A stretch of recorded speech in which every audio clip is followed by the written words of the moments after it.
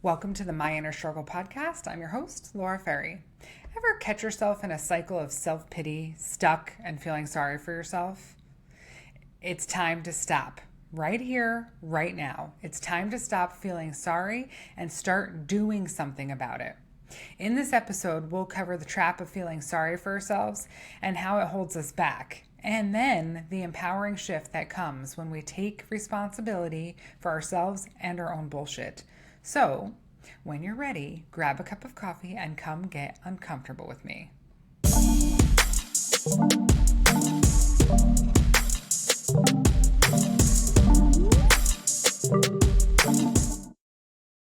Hey, I'm glad that you're here with me. I'm super grateful. This is episode 51 of the My Inner Struggle podcast. We just turned one, and it's been pretty incredible.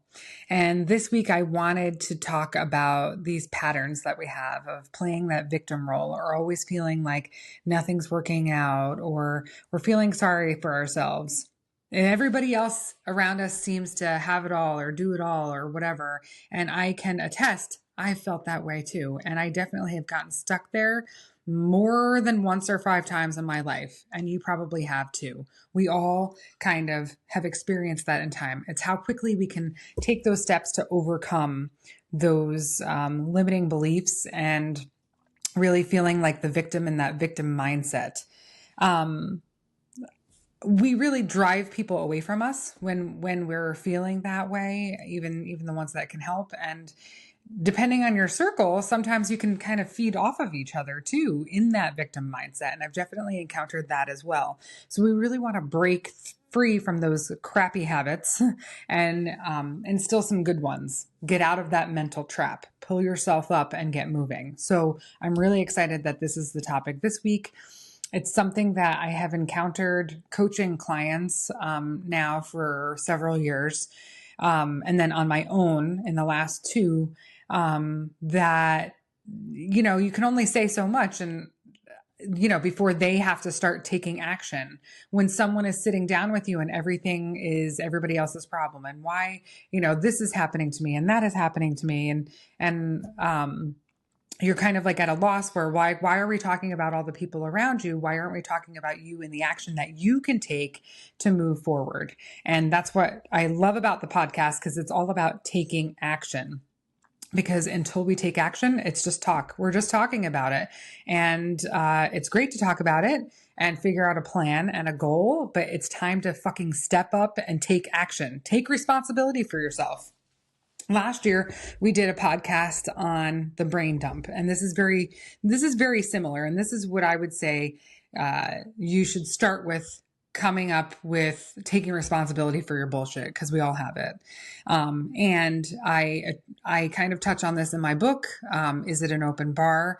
A true testament to my own journey and how I've gotten out of those dark places over and over and over again. And, as we grow, as we evolve, as we meet new people, all those things are going to change. We're going to encounter new situations, and we're going to keep encountering the same types of situations or people until we learn our lessons.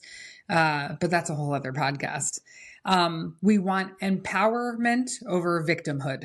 Instead of feeling sorry for yourself when you get up in the morning that you hate your job, or you don't have the money for coffee on your way to work. You wish you had that, or all of these things that you're like, I wish I had this. I wish I had that. I wish this was better. Stop, just stop and make it happen. Start living as if it's already yours. I'll get back to that. So the power of a decision. When we get tired of our own bullshit and we start taking responsibility for ourselves. If you were in, say, let's take financial debt.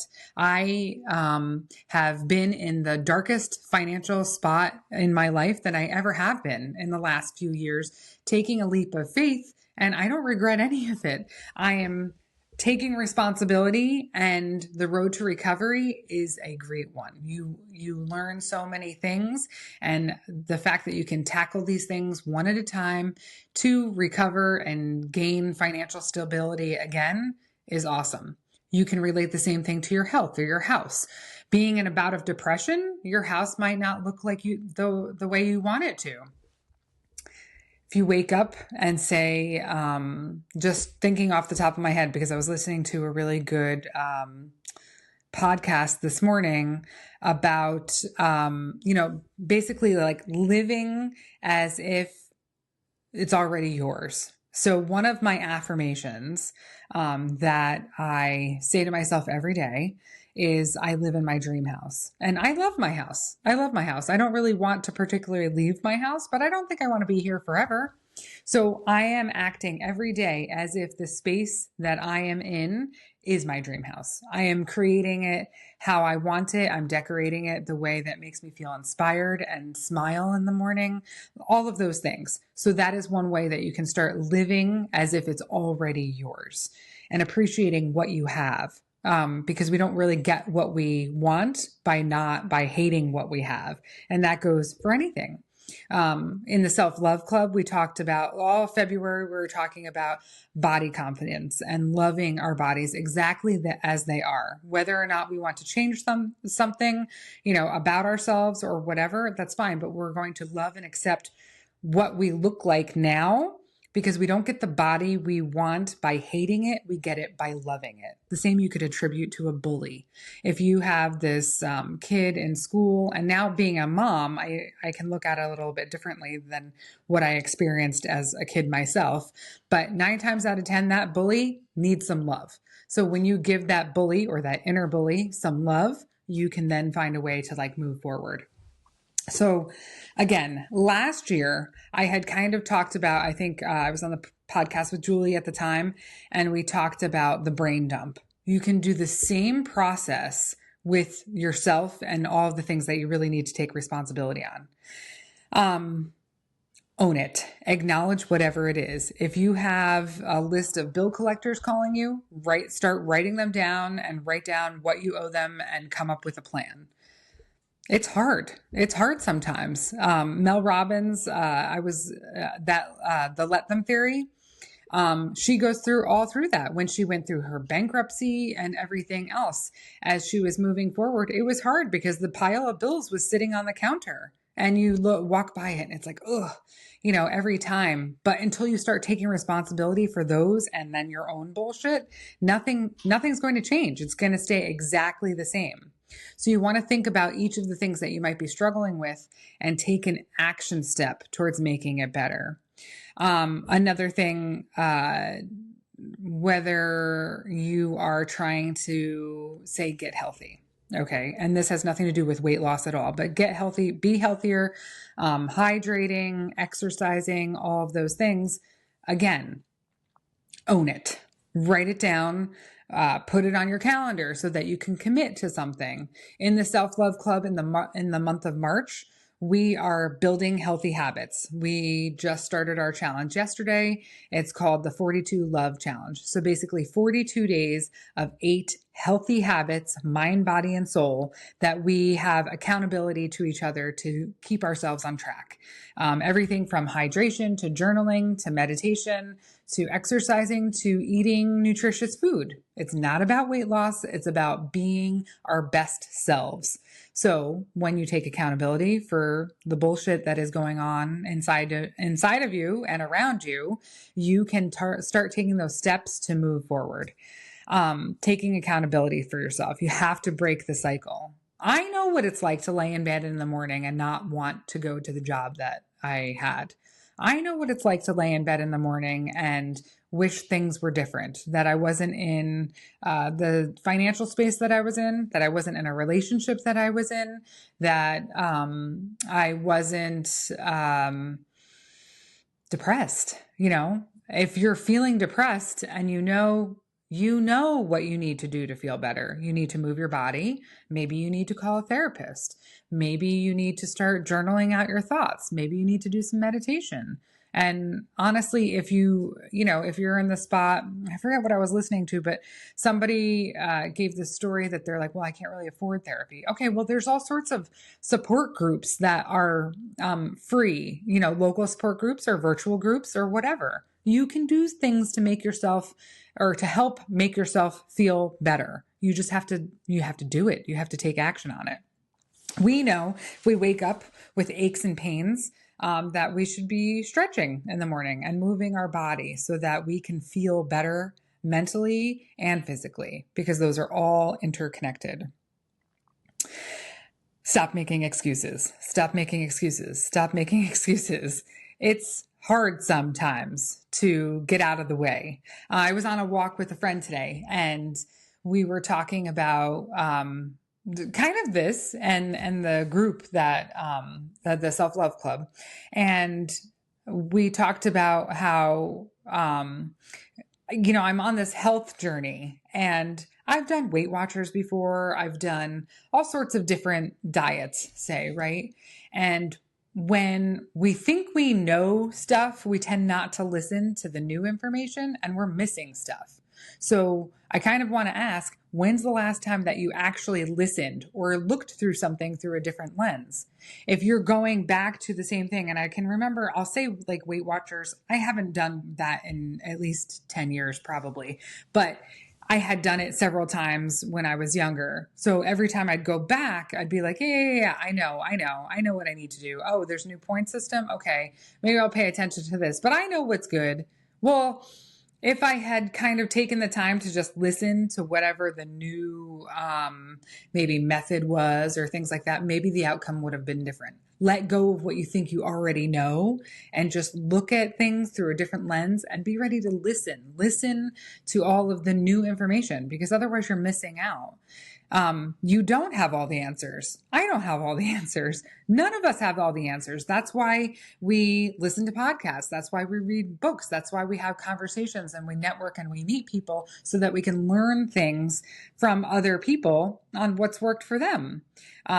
When we go to our doctor, if our doctor's sitting there, talking about, our health or whatever, you don't just sit there and go, yeah, I know. You probably listen a little bit, or you should be listening a little bit to see what their advice, what their expert advice, would be to get to the next step. And hopefully you have a good doctor that listens to you. I love mine. So stop the excuses. And listen with your whole heart. Listen like you've never heard it before, and look through a different lens. Look at the approach through a different lens, and think about things in an open mindset that you can learn something from the people, situations around you as you're moving forward and getting over your bullshit, because not everybody does. Not everybody will do that. Could you imagine staying miserable, like your whole life, staying stuck in that spot, staying stuck in your bed in the morning for 10 plus years, staring at the ceiling, not wanting to get out of it because you don't like the job that you're going to, yet you have done nothing to get a different one? And there are a million fucking jobs out there. So if you don't like your job, you just need to look. You need to be open to it, open to the conversations, networking, meeting people, and putting yourself out there, because you could have a whole different life if you just kind of took a step in the right direction. Take some accountability. Celebrate the wins. Celebrate the small wins. So you've made your list. You're knocking things off. You're paying things off. You're making your appointments. Oh, that's another one. You get to a certain point in the year or in your life or whatever, and you're like, I haven't been to the dentist in a while. I haven't gotten a physical. I need to get blood work, because these are things that we need to take responsibility for ourselves and our health, as we age and we get older and we have children and all of those things. We have to treat ourselves the way that we would the people we love, and with the same amount of respect for our bodies and our minds. So all of those things that you can do for yourself are good, and you're not going to regret it. Trust me. When you wake up in the morning and you're feeling that dread, and it's going to take a little while to be able to bounce out of bed. It took me a while. A year ago, we were doing this podcast and I still had a hard time getting up in the morning, and I was using, the Mel Robbins, her 5-second rule to get out of bed, because I wasn't really a morning person. I had been, but for 5+ years, I hadn't been. And not that I was dreading getting out of bed, but I would stay up too late at night and it was hard to get moving. So there are tons of tools out there to help you. And with her 5 second rule, it's basically like launching yourself out of bed, counting backwards from five, or out of bed in my situation, counting backwards from five and launching yourself into action. And you can use that. Her book, The 5 Second Rule, I highly recommend. Go to myinnerstruggle.com and check it out. I highly recommend if you need help just pushing yourself. It really does work. It seems like simple, but maybe simple is better sometimes. So launching yourself into action in the morning, whether it's writing down a to-do list for each day. So if you come up with this big list of things that you need to get done, making doctor's appointments, figuring out your finances, grocery shopping, getting your shit together so you can get the kids out the door or whatever they need, but then kind of spread it out. So not everything, you don't have to get everything done yesterday. Take your time, take one actionable step a day to get closer to those goals. And I say that over and over and over again. I do these reels where I'll talk about just sort of like putting a question out there, like what's one small step that you can take today to get closer to your goal? That's exactly what I'm talking about. Start taking responsibility for the bullshit and moving forward. Another thing that you can say, and actually you should probably prepare that the night before, which is what I love to do, is kind of at the end of the day, sit down at my desk and write out my list for the next day so that when I wake up, after I've done my morning routine, that I have the action steps that I'm taking for that day. I already know going into it what I'm responsible for to get done.